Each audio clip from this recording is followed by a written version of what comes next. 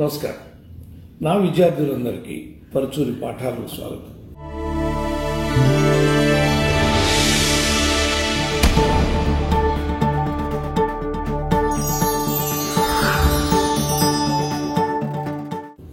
ఇవాళ పాఠంలాగా కాకపోయినా కల్కి చాలామంది మెసేజ్లు మీరు చూస్తూ ఉంటుంటారు. గురుగారు ఇంకా మాట్లాడలేదు ఏంటి అని. నేను ఇంకా థియేటర్కి వెళ్ళి చూడలేదు. థియేటర్లోనే చూడాలని కోరిక. మొన్న అమ్మాయి నాతో ఫోన్ చేసి, బాబాయ్ మీరు చూస్తానంటే ఫిల్మ్ నగర్ దాంట్లో కానీ సురేష్ స్టూడియోలో కానీ నేను మీకు షో అరేంజ్ చేస్తానంది. తప్పనిసరిగా ఒక వారం రోజుల్లోపు నేను ఆ థియేటర్లో ఆ సౌండ్ ఎఫెక్ట్స్తో తప్పనిసరిగా ఆ సినిమాని, కల్కి సినిమాని చూస్తాను అని మీకు వాగ్దానం చేస్తున్నాను. అయితే ఏంటంటే ఈలోపు అభినందించడానికి, ఎందుకంటే ఇప్పుడు ఏమైపోయారండి హీరోలు. ఇదివరకంటే మనం ఒకసారి చెప్పుకున్నాం. ఇప్పుడు ఇదివరకంటే సంవత్సరానికి 10-15 కృష్ణ గారు అయితే 25 దాకా కూడా చేసినట్టు నాకు అనుమానం. నెలకు 2 చొప్పులు కూడా చేసినట్టు అనుమానం అండి. అట్లా సినిమాలు చేసే రోజుల నుంచి ఏడాదికి ఒక సినిమాకి వచ్చేసి అక్కడి నుంచి ఇప్పుడు 2 ఏళ్లకి 3 ఏళ్లకి, ఇప్పుడు కల్కి అంటే 4 ఏళ్ళు అండి. మధ్యలో సలారు వచ్చింది కాబట్టి సరిపోయింది, కానీ లేకపోతే బాగా దూరం అయిపోయేది ప్రభాస్ని చూడటం అనేది ఆడియన్స్. సో కల్కి ఇంతకుముందు ఈ టైటిల్తో ఏదో 2019లో ఒక సినిమా వచ్చిందండి, మన రాజశేఖర్ అనుకుంటా ఆ సినిమా.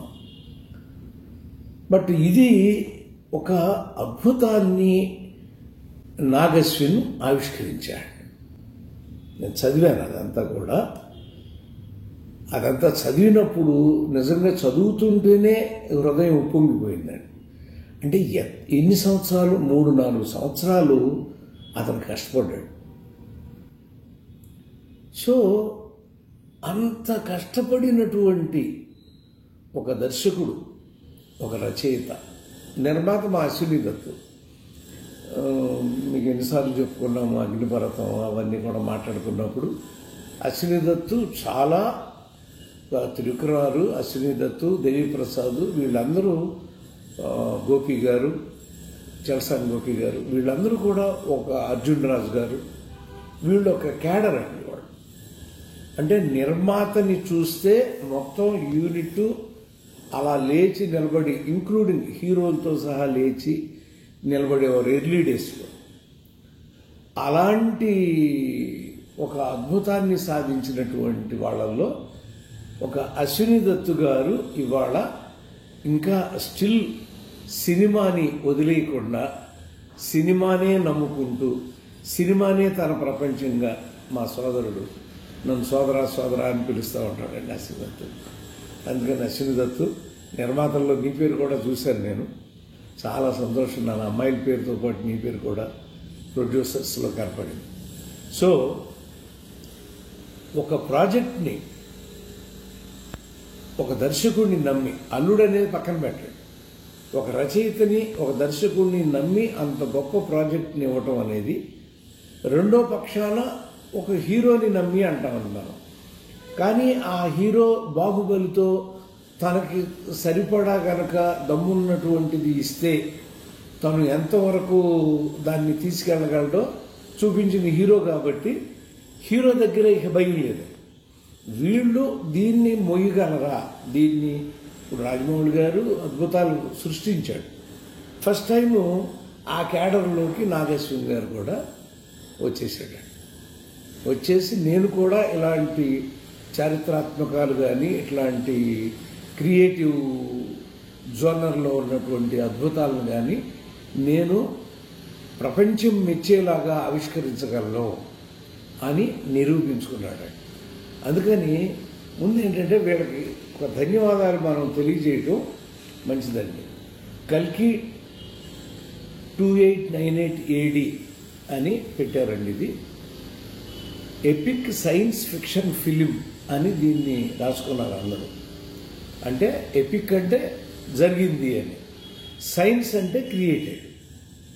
సో రెండింటినీ కలబోసి తీయటం అనేది జరగని దాన్ని నీ ఇష్టం వచ్చినట్టు నువ్వు చూపించుకోవచ్చు, కానీ జరిగిన దాన్ని నువ్వు ఇష్టం వచ్చినట్టు ఒక ఎపిక్ని సైంటిఫిక్గా మార్చడం అనేది నిజంగా భయంకరమైనటువంటిది అండి. అది దాన్ని నాగశ్విన్ గారు అద్భుతంగా దిగలిగాడు.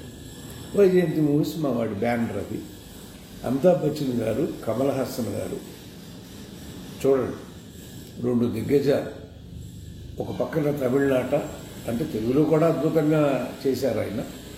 ఆ పక్కన నార్త్ ఇండియాలో ఒక ఒక ఒక తరాన్ని మేమే అని నిరూపించుకోగలిగినటువంటి ఇద్దరిని 2 కళ్ళుగా పెట్టుకుని 3వ కన్నుగా ప్రభాస్ని తీసుకొచ్చి, శివుడికి 3వ కన్నులాగా తీసుకొచ్చి అలా పెట్టి దాన్ని తీసుకొచ్చారండి. కాబట్టి వీళ్ళకి ఒక ధన్యవాదాలు మనం తెలియజేయాలి. Written by Nagashwin, Rutum Samar, Sai Madhav Burra, BS Sarvanga Kumar అని ఇంతమంది క్రెడిట్ కార్డ్స్ ఉన్నాయండి దాంట్లో. సో కష్టపడిన ఒక అక్షరమైనా సరే దానిలో పడి, ఒక పదం, ఒక వాక్యం, ఆ ఒక్క మాట అయినా సరే నాకు ఇందులో భాగస్వామ్యం ఉంది అని సంతోషించగలిగినటువంటి వ్యక్తులయ్యారు వాళ్ళందరూ కూడా. ఇప్పుడు వాళ్ళకి నా శుభాకాంక్షలు. ఇప్పటికీ ఇది నేను చూసే టైంకి 600 కోట్లతో తెలుగు సినిమాని తీయటం అనేది ఒక సాహసం అండి. Already box office 1000 crores reach అయిపోయిందనేది మనం అనేక టీవీ ఛానల్స్లో చూస్తున్నాం. ఇది ప్రభాస్ ఫ్యాన్స్కే పండగ కాదండి, తెలుగు సినిమా ఇండస్ట్రీకి పండగ అండి. ఎందుకంటే తెలుగువాడి సత్తా ప్రపంచవ్యాప్తంగా నిరూపించగలం. రేపొద్దున జూనియర్ సినిమా వస్తాను మనకి దేవరా, మరి అది ఎంత పెట్టి తీస్తున్నారు, ఆ ఖర్చులు అంటే ఇంకన్నీ బయటికి రావట్లేదు. అతను ఎలా నిరూపించుకుంటాడు, తను ఎలా ప్రూవ్ చేసుకుంటాడు అని మనందరం కూడా ఉత్సాహంతో, ఉత్సుకతతో, ఉద్వేగంతో ఎదురు చూసే క్షణాలు ముందున్నాయండి. ఇది అయిపోయింది, ఇది దాని పాజిటివ్ టాక్లోకి వెళ్ళిపోయింది. అలా ముందు దీన్ని 2020లో ప్రారంభిస్తే 2024 చూడండి, 20, 21, 22, 23, 24 కానీ ఇది రాలేని పరిస్థితి వచ్చిందంటే ఏంటి చూడండి. అయితే కథని ఇక్కడ నేను ఎక్కువ చెప్పనండి, బట్ అశ్వత్థామ వీళ్ళందరినీ కూడా మనకి ఇక్కడ మనకు చూపిస్తున్నారండి. రీఇన్కార్నేషన్ లాగా కర్ణుడు వీళ్ళందరి పాత్రల్లో, అంటే టు బీ కంటిన్యూడ్ అన్నాడు కాబట్టి మిగతా పాత్రలన్నింటినీ కూడా చూపిస్తారేమో. అలా 3 నాకు చదివానండి, మొత్తం ఆశ్చర్యం వేసింది. అసలు ఇన్ని విషయాల్ని, అంటే ఒక కథలో కథ ఏకోన్ముఖంగా ఉండాలండి, ఇది అలా లేదండి. అలా లేని కథని ఏకోన్ముఖం చేసి ఈయన సాధించగలిగాడంటే నాగశ్విన్కి నిజంగా హ్యాట్స్ ఆఫ్. అలా మరి దీన్ని 18 కేటగిరీ అంటే అసలు అన్ని మెచ్చుకోవాలండి అసలు. ఎందుకంటే ఈ సినిమాని ఏ ఫ్రేమ్ పోతే ఏమి నష్టం వస్తుంది, ఏ ఫ్రేమ్ ఉంటే ఏమి నష్టం వస్తుంది అనేది మేము చాలా డిస్కస్ చేస్తూ ఉంటాండి. సినిమా వాళ్ళకి మాత్రమే తెలుస్తూ ఉంటుంది, అది మీ బయట నుంచి సినిమా చూసే వాళ్ళకి తెలియదండి. ఏ సీన్ ఉండాలి, ఏ సీన్ ఉండకూడదు, ఈ ఫ్రేమ్ అక్కర్లేదు, అలా చూసేది ఆ చూపు వద్దండి, కట్ చేయండి అంటారు. ఎందుకు కట్ చేయాలంటే దానికి ఒక అర్థం చెప్తాడు, ఆ డైరెక్టర్ చెప్తాడు, లేకపోతే ఆ రైటర్ చెప్తాడు, లేకపోతే ఒకసారి నిర్మాత అడుగుతాడు, నాకు అది బాగాలేదు, అది తీసేయండి అని. సో అలా ముఖ్యంగా ప్రభాస్ నువ్వు మళ్ళీ సాధించావు.